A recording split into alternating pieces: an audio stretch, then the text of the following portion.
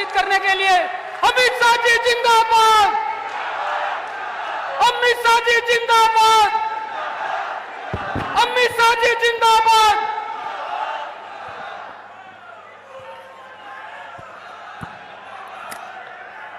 मेरे साथ बोलिए भारत माता की।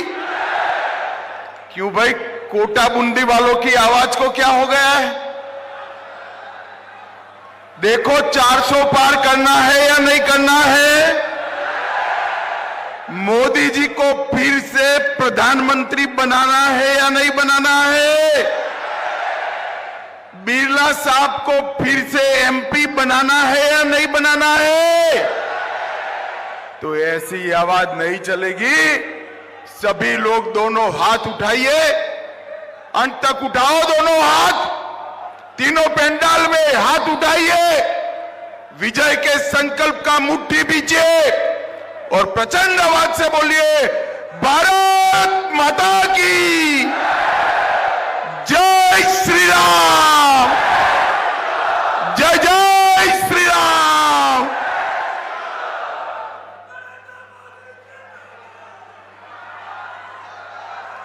आज के कार्यक्रम में जिनको जिताने के लिए मैं यहां आया हूं, ऐसे भारत की महान संसद के स्पीकर और आपके सांसद श्रीमान ओम बिरला जी, जोर से बिरला जी के लिए ताली बजाइए भाई। हमारे उप मुख्यमंत्री श्री प्रेमचंद बेरवा जी, शिक्षा मंत्री राजस्थान श्री मदन दिलावर जी, श्री हीरालाल नागर जी, राज्य मंत्री ऊर्जा विभाग श्री संदीप शर्मा जी, विधायक कोटा दक्षिण कल्पनाबेन, विधायक लाड़पुरा इजरियाज सिंह जी, सांसद पूर्व सांसद कोटा बूंदी श्री मुकेश दादीज जी, प्रभारी कोटा संभाग सुनीताबेन व्यास, भवानी सिंह राजावत, बाबूलाल वर्मा और आज इस सभा में आए हुए प्यारे भाइयों बहनों माताओं और मेरे जिगर के टुकड़े जैसे युवा मित्रों, आप सभी को नमस्कार। सबसे पहले पपलाज माता, फालूदी मां, गोपरनाथ महादेव, गराड़िया महादेव और भगवान परशुराम को प्रणाम कर कर मेरी बात की शुरुआत करना चाहता हूं। भाई और बहनों, मैं आज उस नगरी में आया हूं जिस नगरी का गौरव पूरे देश के अंदर शिक्षा की नगरी के रूप में जाना जाता है। ढेर सारे विद्यार्थी अपने जीवन की कैरियर बनाने के लिए कोटा के अंदर आते हैं। मुझे बरोबर याद है जब कोरोना काल था, सभी देश के माता पिता का बड़ी चिंता थी कि हमारे बच्चों को क्या होगा, लॉकडाउन हो गया था।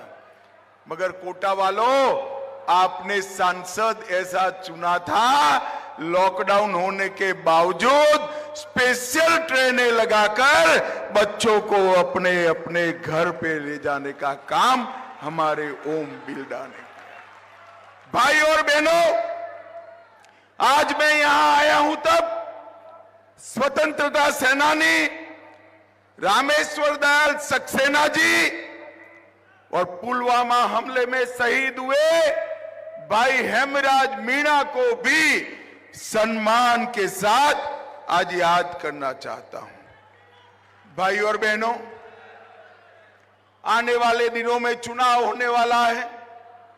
26 तारीख को कोटा वालों ने भी वोट डालना है।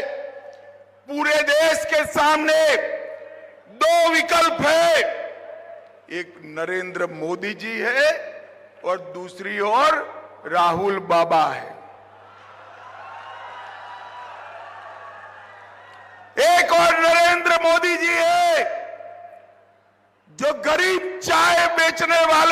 घर में पैदा होकर 23 साल से मुख्यमंत्री और प्रधानमंत्री के रूप में देश की सेवा कर रहे हैं, इनका तजुर्बा है। और दूसरी ओर राहुल बाबा है, जो 20 बार लॉन्च किए मगर रॉकेट यान फेल ही कर जाता है।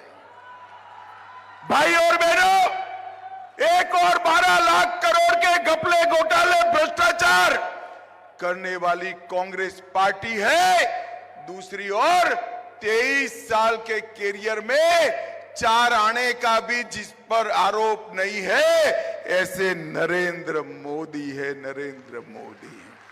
भाई और बहनों, एक और राहुल बाबा है, जो 3 हर महीने में थाईलैंड विदेश में कहीं न कहीं छुट्टी पर चले जाते हैं।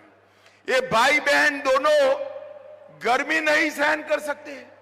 बोलिए, अभी चुनाव है, प्रियंका गांधी जी अभी छुट्टी पर थाईलैंड चली गई थी। एक और एक थाईलैंड जाने वाले, छुट्टी लेने वाले नेतृत्व है, और दूसरी ओर 23 साल से मुख्यमंत्री प्रधानमंत्री नाते दीपावली के दिन भी देश की सरहदों पर जवानों के साथ रहने वाला नरेंद्र मोदी।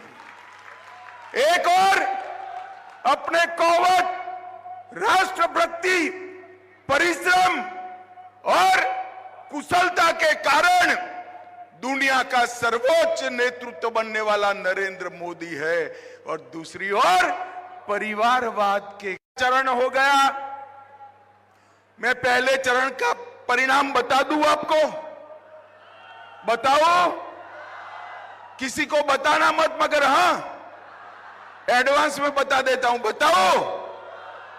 सभी सीटों पर कांग्रेस का सुपड़ा साफ हो गया। परंतु यहां से पूरा नहीं होता। 13 सीटें बची है, उसमें भी खाता न खुले।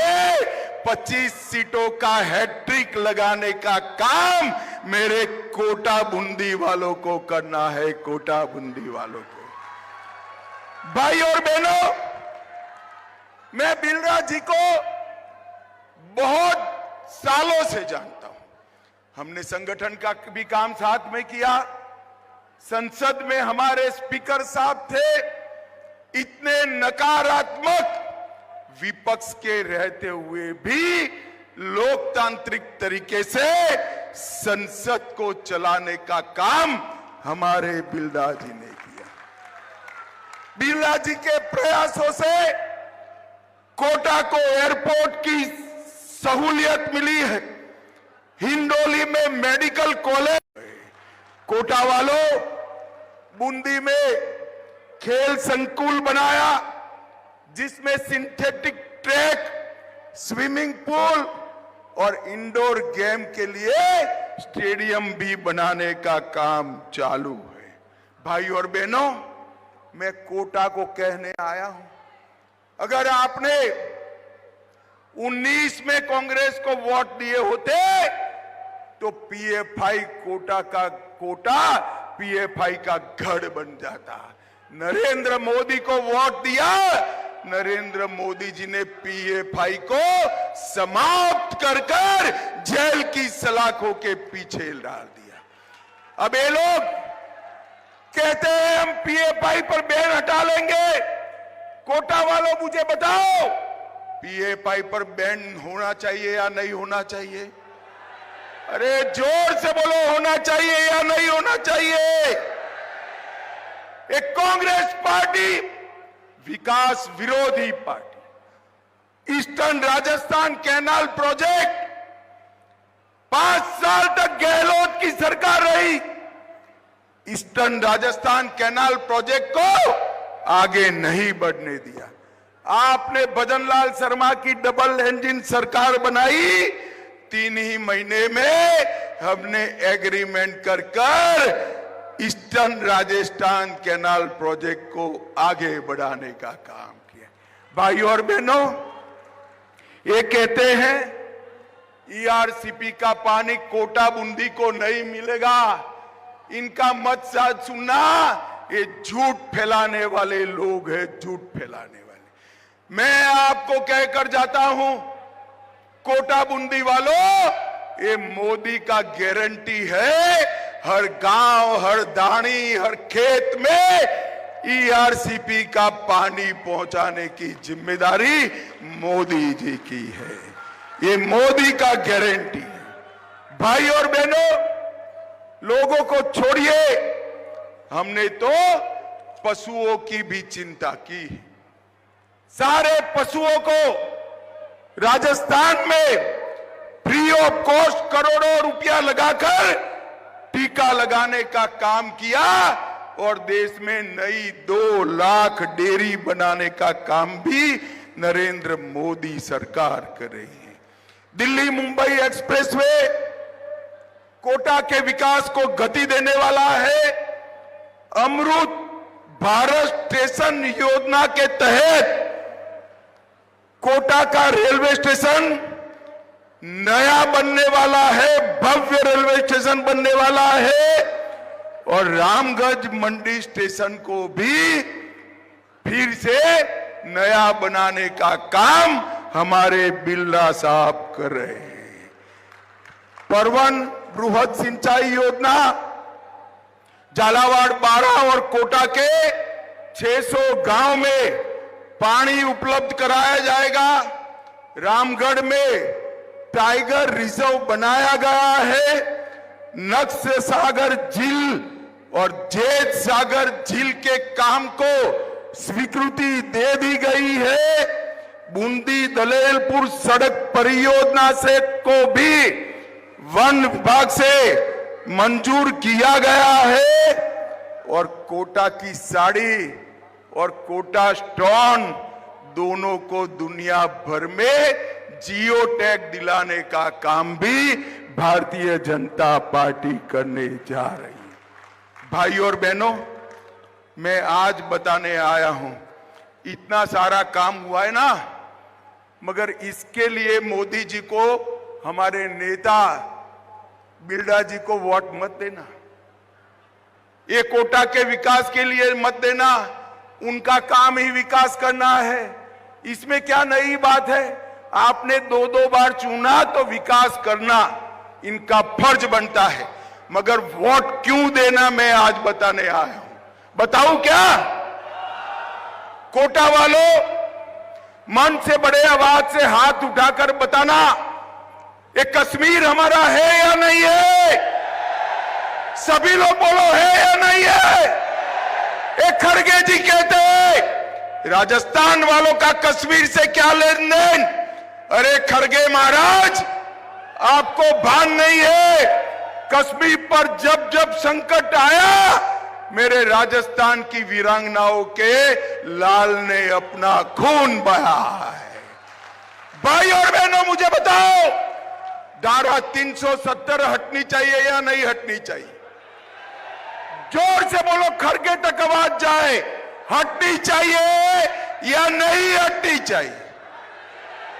ये 70 साल से कांग्रेस पार्टी धारा 370 को अनौरस बच्चे की तरह लेकर बैठी थी।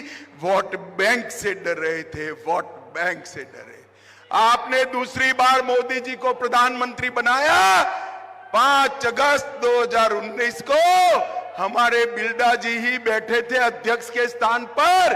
धारा 370 को मोदी जी ने समाप्त कर दिया और हमेशा के लिए कश्मीर को भारत के साथ। ये राहुल बाबा कहते थे धारा 370 मत हटाइए, खून की नदियां बह जाएगी। अरे राहुल बाबा, नरेंद्र मोदी सरकार है, 5 साल हो गए, खून की नदियां छोड़ो, कंकर चलाने की हिम्मत नहीं है, कंकर चलाने की। मोदी जी ने आतंकवाद को समाप्त कर कर देश को सुरक्षित किया है। नक्सलवाद को समाप्ति के कगार पर लाकर मोदी जी ने देश को सुरक्षित किया है। मोदी जी ने देश को सुरक्षित किया है, इसलिए मोदी जी को वोट देना है। वोट क्यों देना है भाई? जरा बोलो। धारा 370 हटाई, इसलिए वोट देना है। मुझे बताओ भाई और बहनों, अयोध्या में राम मंदिर बनना चाहिए या नहीं बनना चाहिए? जरा जोर से बोलो। बनना चाहिए या नहीं बनना चाहिए? अभी अभी रामनवमी गई, 500 साल के बाद रामलल्ला ने अपना बर्थडे टेंट में नहीं, राम मंदिर में बनाने का। भाई और बहनों, एक कांग्रेस पार्टी 70 साल से राम मंदिर के मुद्दे को अटका रही थी, लटका रही थी, भटका रही थी। मोदी जी ने 5 साल में ही केस भी जीता, भूमि पूजन भी किया और प्राण प्रतिष्ठा कर कर जय श्री राम कर दिया। और एक कांग्रेस वाली टोली, इनको निमंत्रण दिया गया कि आप आइए प्राण प्रतिष्ठा महोत्सव में, परंतु एक कांग्रेस वाली टोली गई नहीं, क्योंकि उनको डर लगता है उनकी वोट बैंक समाप्त हो जाएगी। भाई और बहनों, सिर्फ राम मंदिर नहीं, काशी विश्वनाथ कॉरिडोर बनाया जो औरंगजेब ने तोड़ा था, इसका पुनर्निर्माण नरेंद्र मोदी जी ने किया। भाई और बहनों, महाकाल कॉरिडोर बनाया, बद्रीधाम केदारधाम का पुनरुद्धार किया और भगवान सोमनाथ का मंदिर भी सोना का बनाने का काम नरेंद्र मोदी जी कर रहे हैं। हमारे सारे श्रद्धा केंद्र को मोदी जी ने पुनः जागरूक किया है। मैं आज अशोक गहलोत को पूछने आया हूं, 10 साल तक आपकी सरकार थी, पाकिस्तान से हर रोज आलिया मालिया जमालिया घुस जाते थे, बम धमाके करते थे। आपने क्या किया? मौनी बाबा मनमोहन सिंह उफ नहीं कर सकते थे, उफ। कोटा वालों, आपने मोदी जी को 14 में प्रधानमंत्री बनाया, फिर से आतंकवादियों ने गलती की, उरी और पुलवामा में हमला किया। मोदी जी ने 10 ही दिन में सर्जिकल स्ट्राइक और एयर स्ट्राइक कर कर पाकिस्तान के घर में घुसकर आतंकवादियों को समाप्त करने का काम मोदी जी ने देश को सुरक्षित किया है। मोदी जी ने देश को शिक्षित किया है और मोदी जी ने देश को सम्मान दिलाने का काम किया है। भाई और बहनों, हम बचपन से सुनते थे, मां लोरी गाती थी, चंदा मामा दूर के। अब ये लोरी नहीं गा पाएगी माताएं, बच्चियां नहीं गा पाएगी अपने बच्चे के लिए, क्योंकि मोदी जी ने चंद्रमा पर चंद्रयान भेजकर चंदा मामा को नजदीक लाने का काम कर दिया है। चंद्रमा के दक्षिण ध्रुव पर सबसे पहले अगर कोई पहुंचा तो भारत का तिरंगा नरेंद्र मोदी ने पहुंचाने का काम किया है। भाई और बहनों, और सबसे बड़ी उपलब्धि मोदी जी की, जिसके लिए पूरे देश ने उनको वोट देना है, 80 करोड़ गरीबों का कल्याण करने का काम नरेंद्र मोदी जी ने किया है। भाई और बहनों, मैं राजस्थान की बात करना चाहता हूं।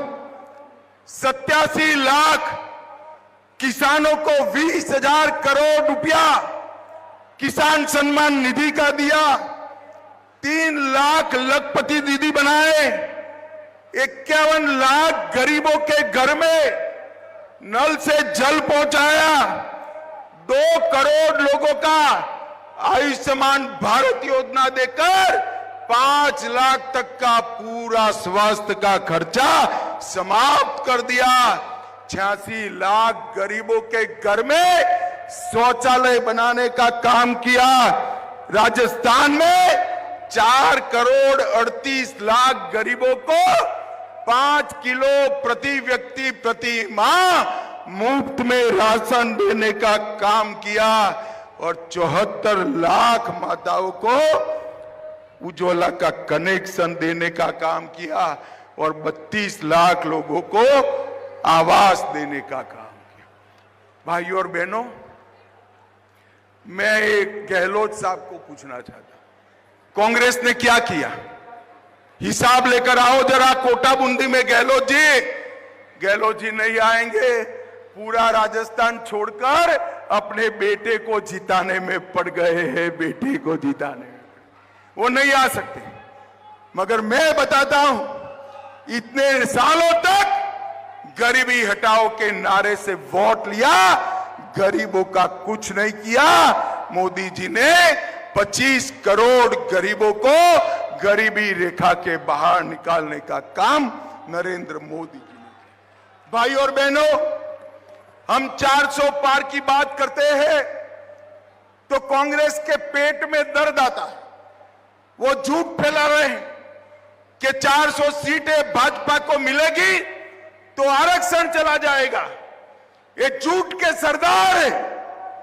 हमारे पास पूर्ण बहुमत 10 सालों से, आपने 14 में भी पूर्ण बहुमत दिया, 19 में भी दिया। हमने बहुमत का उपयोग आरक्षण हटाने के लिए नहीं किया। कांग्रेस वालों, आपको बहुमत मिला, आपने इमरजेंसी डाली थी। हमें बहुमत मिला, हमने 370 को समाप्त कर दिया। हमें बहुमत मिला, हमने राम जन्मभूमि पर मंदिर बनाया। हमें बहुमत मिला, हम हिंदू, सिख, बौद्ध शरणार्थियों को नागरिकता देने के लिए सीए लेकर आए। और भाई, कोई माता ताली नहीं बजाएगी, सिर्फ भाइयों ने ताली बजानी है। हमें बहुमत दिया तो माताओं बहनों को 33% आरक्षण देने का काम ये भारतीय जनता पार्टी ने किया। हमने बहुमत का उपयोग गरीबी को हटाने के लिए किया, देश को सुरक्षित बनाने के लिए किया। हमने बहुमत का उपयोग अर्थतंत्र को 11वें नंबर से 5वें नंबर लाने के लिए किया। और राहुल बाबा, झूठ मत फैलाओ, कान खोलकर सुन लो। कांग्रेस पार्टी अगर आरक्षण हटाना चाहती है तो भी जब तक भाजपा का एक एक कार्यकर्ता जिंदा है, हम SC, ST, OBC के आरक्षण को हटाने नहीं देंगे। ये मोदी का गारंटी। ये झूठ फैला रहे भाइयों और बहनों, इन्होंने इस देश में झूठ फैलाने का काम किया है। और OBC का तो सबसे बड़ा विरोधी अगर कोई दल है तो कांग्रेस पार्टी। काका साहेब कालेलकर कमीशन का रिपोर्ट को गायब कर दिया, मंडल कमीशन की रिपोर्ट को अमल नहीं किया।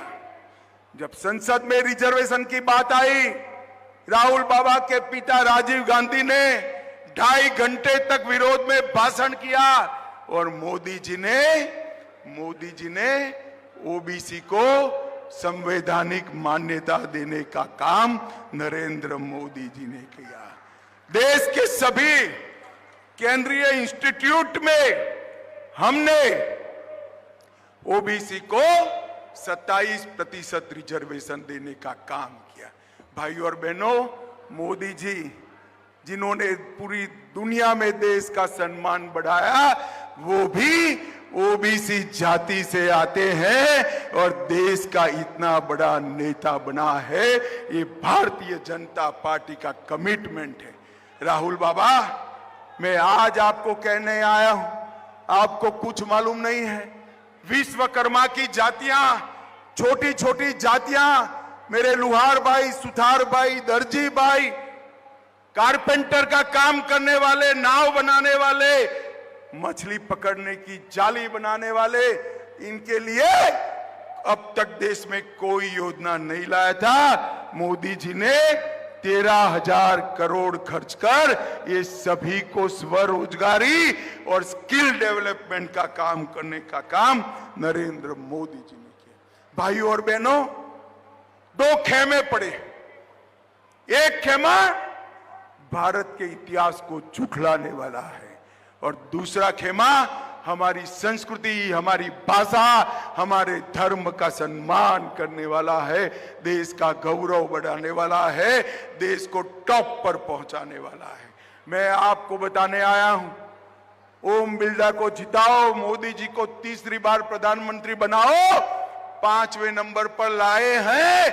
देश के अर्थतंत्र को संसार में तीसरे नंबर का बनाने का काम नरेंद्र मोदी जी करेंगे। माताओं, भाइयों और बहनों, ये माताएं मटकी लेने जाती है तो मटकी पर टकोरा लगाते हैं नहीं लगाते हैं? आप लोग जरा जोर से बोलो भाई, लगाते हो नहीं लगाते हो? तो 200 रुपये की मटकी के लिए टकोरा लगाते हो। देश का खजाना किसको सौंपना है उसका निर्णय करना है। ध्यान से टकोरा लगाओगे? जरा जोर से बोलो, लगाओगे? दो लोग हैं, राहुल बाबा और नरेंद्र मोदी, किसको पसंद करोगे? जोर से बोलो, किसको करोगे? मोदी जी को पसंद करते हो तो ओम बिरला जी के नाम पर, कमल के निशान पर बटन दबाना है, दबाओगे? देखो भाई, कोटा बूंदी वालों, बटन ऐसे वैसे नहीं दबाना है।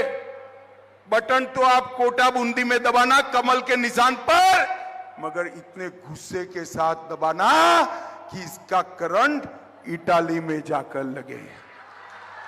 पक्का करोगे? बिरला साहब आगे आइए, आप आगे आइए। बिरला साहब, हमारे बिरला जी को प्रचंड बहुमत से जिताओगे? 400 पार कराओगे? मोदी जी को तीसरी बार प्रधानमंत्री बनाओगे? मैं आपको एक मोदी गारंटी कहकर जाता हूं, बिरला जी को संसद में भेज दीजिए। कोटा बूंदी को हम देश का 1 नंबर का लोकसभा क्षेत्र बनाएंगे। भाइयों, मेरे साथ बोलिए, भारत माता की। अरे जोर से हाथ उठाकर बोलिए, भारत माता की। जय श्री राम, जय श्री राम। वंदे वंदे वंदे। आप सभी का बहुत बहुत धन्यवाद, आभार, नमस्कार।